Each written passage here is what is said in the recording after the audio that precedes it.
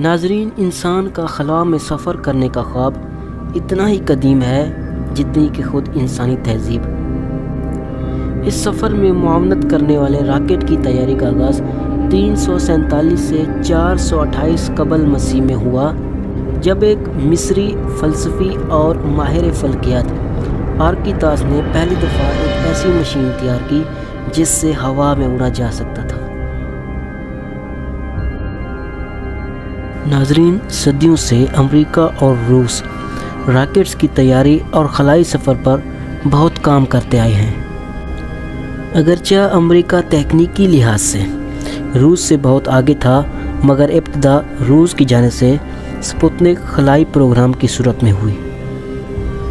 دوستو، روس اور امریکہ پہلا انسان بردار خلائی مشن خلا میں بھیجنے اور ایک دوسرے سے سبقت لے جانے کے لیے ایڑی چوٹی کا زور لگائے ہوئے تھے، مگر اس دور میں سائنسدان اور فزیشین لا علم تھے کہ خلا میں انسانی صحت پر کیا اثرات مرتب ہوں گے اور کیا خلا باز کی زندہ واپسی ممکن ہوگی۔ ناظرین، 3 نومبر 1957 کو ایک بڑا قدم اٹھاتے ہوئے روس نے سپوتنک 2 خلائی گاڑی کے ساتھ ایک کتے کو پہلی دفعہ زمین کے گرد مدار میں بھیجا، جس کا نام لائکا تھا۔ آئیے اس بہادر اور حیران کن جانور کے بارے میں جاننے کی کوشش کرتے ہیں جو انسانی خلائی سفر کے باب کا اہم کردار ہے۔ ناظرین، روسی خلائی ادارے کے ماہرین نے سپوتنک 2 کے لیے پالتو کتوں کی بجائے سڑکوں پر آوارہ گردی کرتے کتوں کی تلاش شروع کر دی۔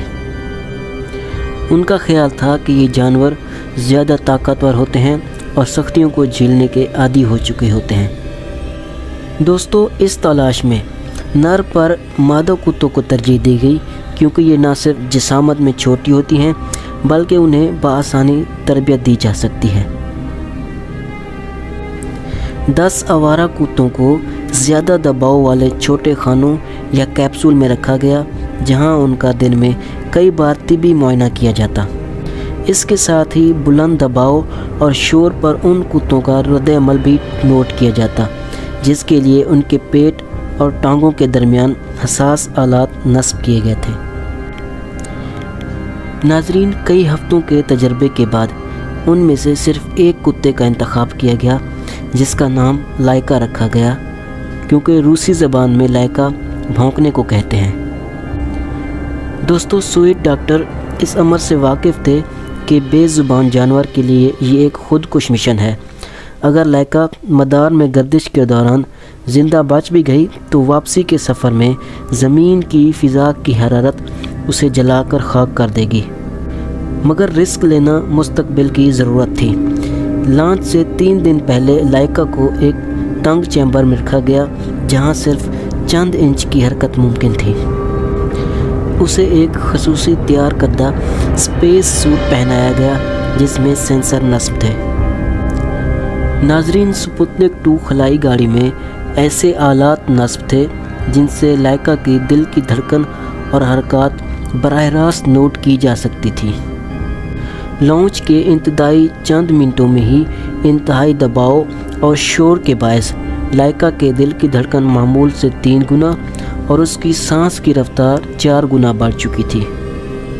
اس کے باوجود یہ بہادر جانور 2000 میل کے فاصلے پر زمین کے مدار تک زندہ پہنچنے میں کامیاب رہی اور تقریباً 103 منٹ تک خلائی گاڑی کے ساتھ زمین کے گرد گردش کرتی رہی۔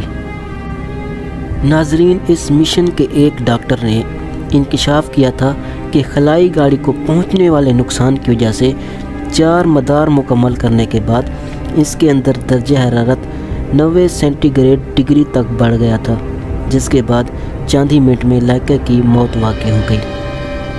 مگر سپوتنک 2 خلائی گاڑی اپنے مسافر کے بغیر تقریباً 5 ماہ تک زمین کے گرد گردش کرتی رہی۔ دوستو، اگرچہ لائکا لانچ کرنے کے کچھ دیر بعد ہی مر گئی تھی، مگر سوویت حکام یہ جھوٹا دعویٰ کر رہے کہ لائکا 12 نومبر تک زندہ رہی تھی۔ البتہ سوویت کمیونسٹ نے 9 دن بعد اعلان کر دیا تھا کہ لائکا اب مر چکی ہے۔ नाजरीन, रूसी मिशन को इस हवाले से शदीद तनकीद का निशाना बनाया गया कि उन्होंने लाइका की बाहिफाजत ज़मीन पर वापसी के लिए खातिर ख्वाह इंतज़ाम नहीं किए और मासूम जानवर के लिए ये एक खुदकुश मिशन था। इस सारे मामले को लेकर दुनिया भर से तवील मज़म्मती मज़ामीन शाये किए और रूसी हुकाम पर दबाव डाला कि उन्हें स्पुतनिक 2 की कामयाबी का जश्न मनाने की बजाय लाइका की दर्दनाक मौत पर सोग मनाना चाहिए। लाइका पर ऐसी कहानियाँ भी शाये होती रही हैं जिनमें मासूम जानवर के लिए एहसास और हमदर्दी थी।